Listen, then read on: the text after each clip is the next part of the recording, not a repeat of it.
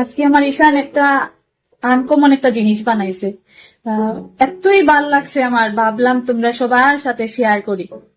বাবা দেখাই দেয়? হ্যাঁ দেখাবো। তারা চলো দেখাই সবাইকে।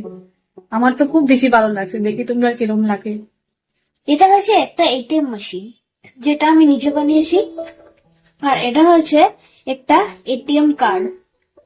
হ্যাঁ এখানে যে লেখা আছে COIN, কয়েন যে লেখা, হ্যাঁ হ্যাঁ এই লাইনের ভিতরে যদি আমরা এই এটিএম কার্ডটা যদি ঢুকাই, তে এই নিচ থেকে আমাদের কয়েন্স বেরোবে।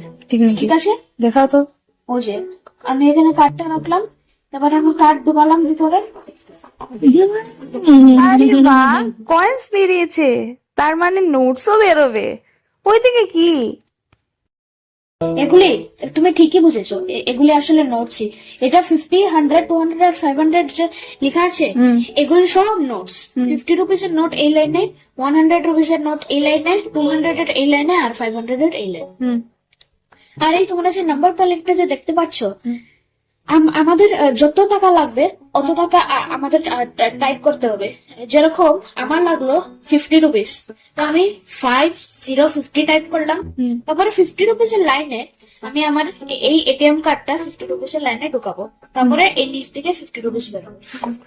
Wow, clap clap clap clap clap.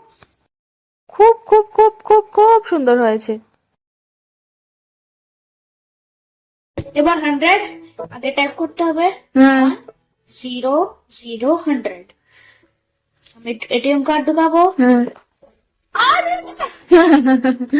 কি সুন্দর। এবার 200, 2 0 0 200।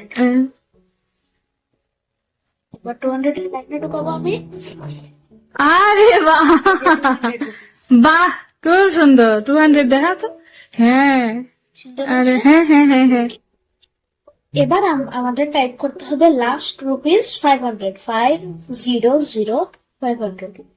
500 এর লাইনে ঢুকাচ্ছি।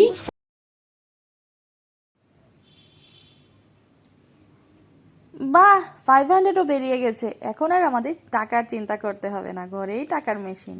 বাহ, এত সুন্দর একটা জিনিস যে আমাদের সবাইকে দেখিয়েছো, তার জন্য অনেক থ্যাংক ইউ।